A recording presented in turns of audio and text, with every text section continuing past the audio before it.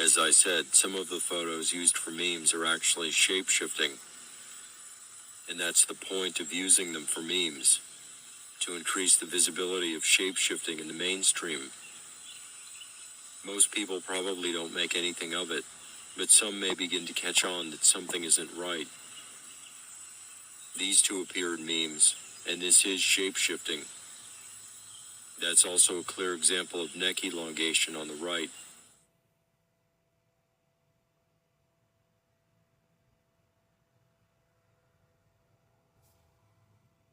It's the same with these two.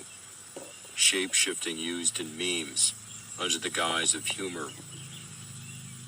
That's nose reduction on the left, and nose decompression or expansion on the right. They've also reduced the complexity of their teeth and gums, and the one on the right has generated hair on her forehead, below the normal hairline.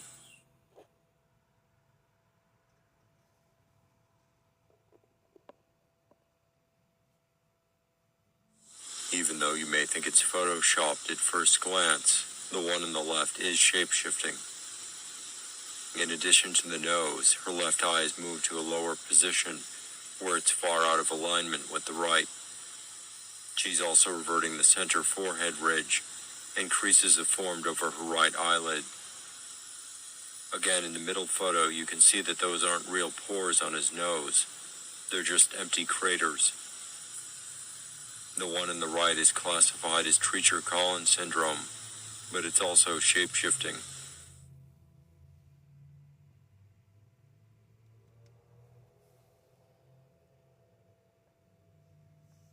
Here are more quote-unquote funny faces that are actually shape-shifting. The one on the right is vertical compression between the eyes and mouth, and he's also reverting the forward neck slant and tendon, and the extra lip as well. The one in the middle is front-to-back jaw compression and vertical elongation between the eyes and mouth. The two on the left have formed their mouths into shapes that aren't possible with human muscles. They're using their polymorphic ability to create those shapes, molding their cells like clay or putty. They could form their mouths into any shape they want to. It's just a question of what's acceptable to show in public.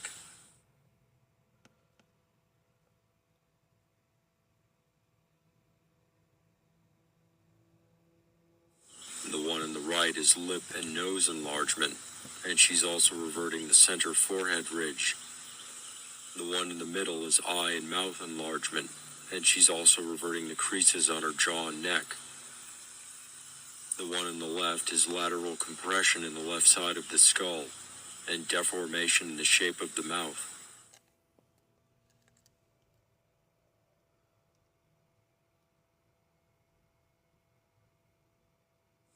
Shape-shifting on hands, feet, and legs, officially called elephantiasis.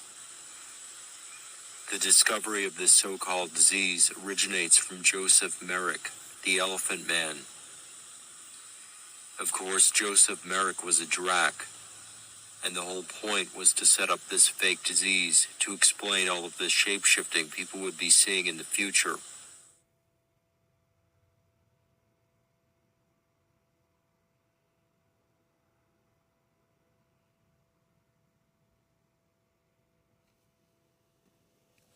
The explanation for the photo on the left is rheumatoid arthritis, which is ridiculous. The individual on the right has melded the middle and ring fingers together into a single finger, and then melded the skin between the fingers. So it's 3 fingers joined together by the skin. The official name for this type of shape-shifting is Apert syndrome.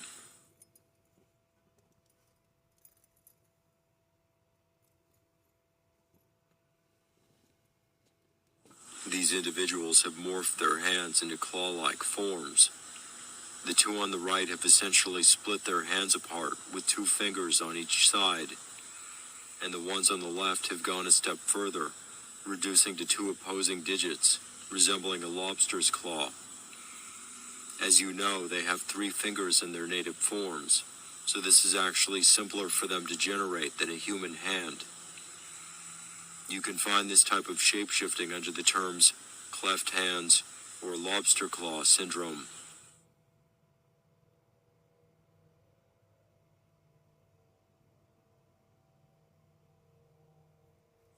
The one on the left is walking on the sides of the feet. The feet have been rotated inward and pads have been generated below to provide stability. The individual on the right has expanded a large mass of tissue from the tops and sides of the feet, extending up the legs.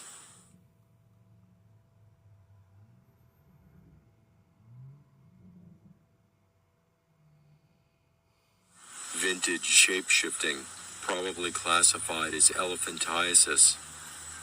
The one in the middle has expanded the left lower leg into a giant ball, and as you know, they can do this with any part of their bodies. This also shows that they can assume much larger sizes than their human imitation forms.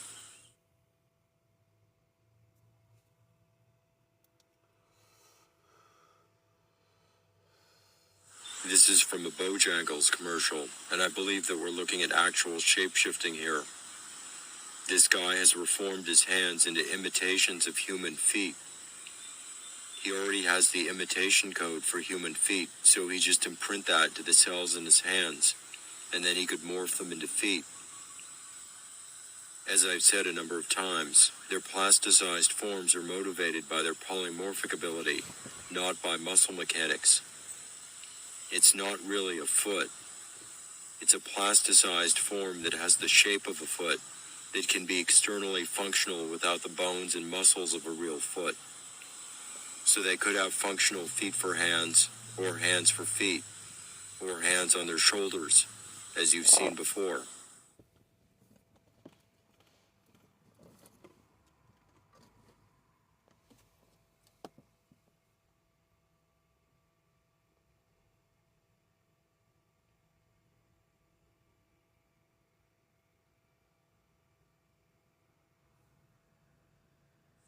The other actor has morphed his hand to 4 fingers, as it looks like the middle and ring fingers have melded together. Once again, I think that this secondary shape-shifting confirms that the other actor is shape-shifting, that he really has generated feet for hands.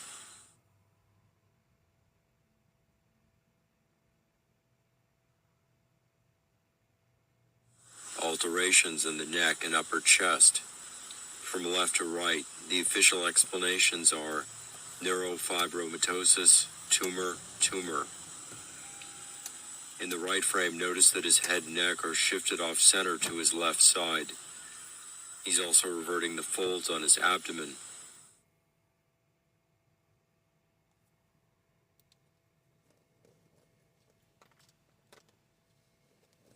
Alterations in the back. The official explanations are tumor on the left and an overgrown mole on the right. An overgrown mole. The one on the left is also reverting the length of his neck, which is somewhat disguised by the camera angle. He's showing you that he's a drac, so you know that thing on its back is shape-shifting.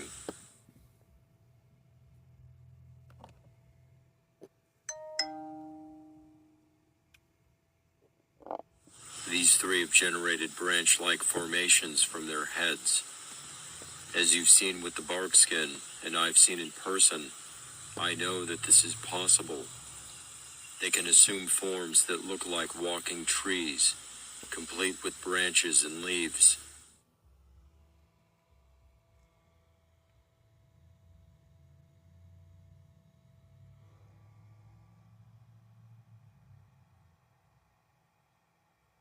The one on the right supposedly had this nose grafted onto his forehead. No, he generated it with his polymorphic ability. He could spontaneously generate extra noses or ears anywhere on his body. That's because they're just shapes molded from the skin, no different than the bubbles and fibers. Unlike human noses and ears, they're not based on cartilage. That's another way to identify them, by the lack of cartilage in their noses and ears. The one on the left has generated a penis-like formation on his forehead, which even has visible veins. However, it's too far away to be connected to the reproductive and urinary organs, so it wouldn't be functional.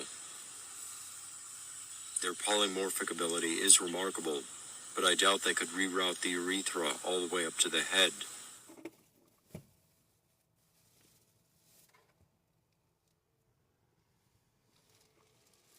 This is a supposed face transplant, with the before and after on the right.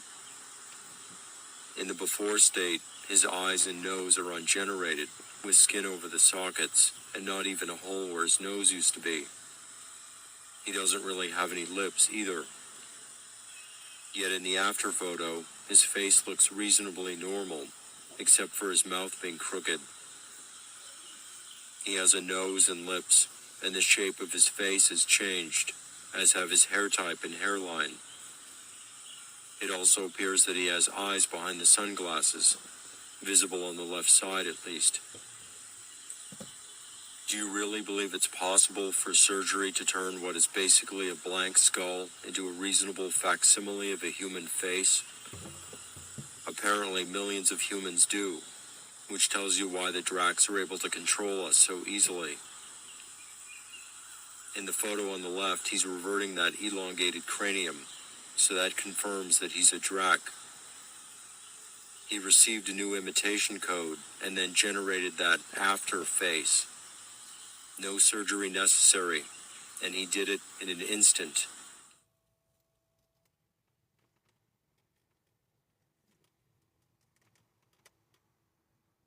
Here's another one that received a miraculous face transplant.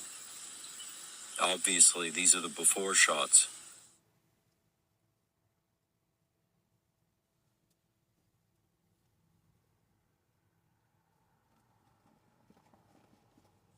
And this is what she looks like today, after 3 years. There are some other photos showing her progress over the last 3 years, but it's all shape-shifting. In the before photo, you can see that her eyes are very far apart, and that the left is much lower than the right. In order to achieve the after photo through surgery, they'd have to fracture and reduce the size of the skull to get the eyes into normal positions. No.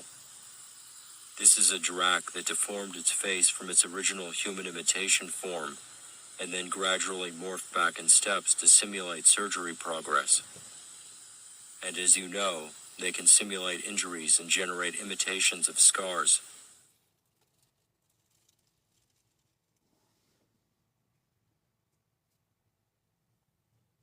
That's Ray Robinson on the left, also known as Charlie No Face, and the Green Man, since sometimes he'd be seen with green skin.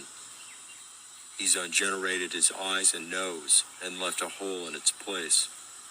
He's also reformed his maxilla and jaw to more swollen shapes.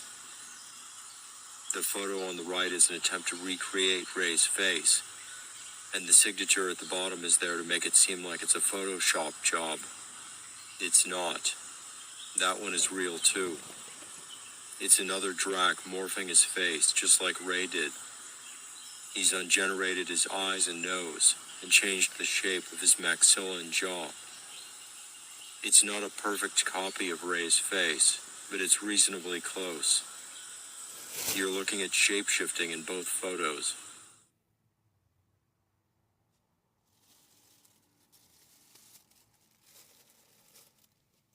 This one hasn't completely ungenerated her eyes, but she's made them very small and angular. If she does have eyeballs in there, they're highly irregular. She's ungenerated her nose, where she has an almost perfectly round hole between her eyes. She's also removed the texture from her skin and increased the reflectivity so that it looks like plastic. One of her upper incisors has morphed into a sharp point, and her right ear is shifted to a higher position than the left.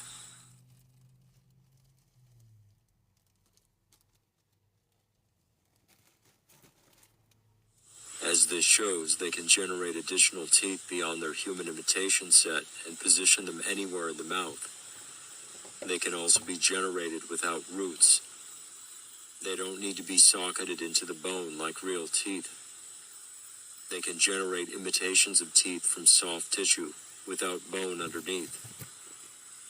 So in that case, it's just a hardened shape molded from the surface of that tissue, without any root structure below. That said, the original human imitation teeth probably do have roots and sockets. For example, in the photo on the left, the teeth in front probably have roots, but the ones behind may be superficial. In the top right photo, it's clear that some of those teeth aren't socketed, particularly the upper teeth in the middle. Those must be superficial imitations.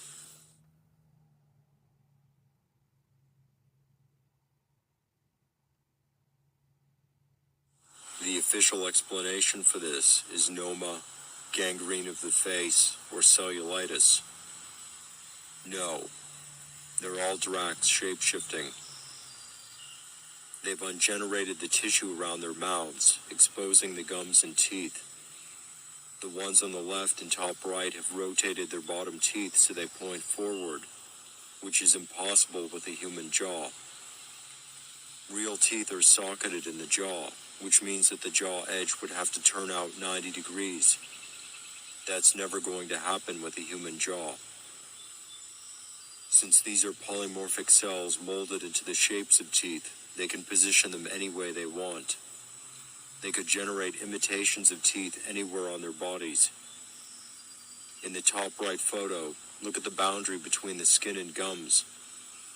It looks like two pieces of plastic that have melted together. And again, that's basically what it is. A human doll made out of living alien plastic.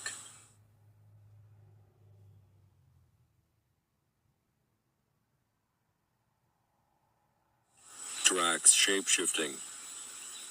Notice that the exposed tissue still looks fresh.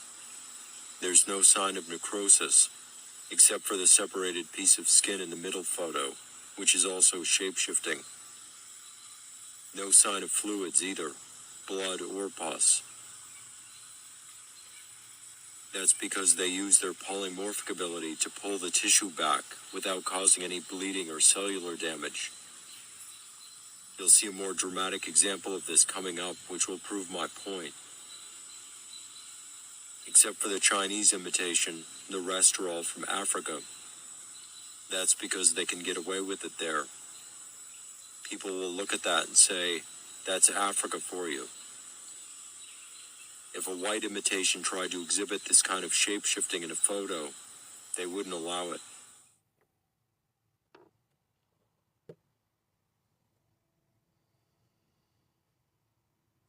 Here are two Indian imitations exhibiting shape-shifting under the guise of cleft palates. The one on the right has liquefied all of her upper teeth and melded them together into a continuous mass. Once again, the gums and skin there have the look of melted plastic. She's reverting those sharp creases on her neck, which we've seen a number of times before. And her head isn't even turned. She's showing them straight up. These are probably gaps between scales in the native form.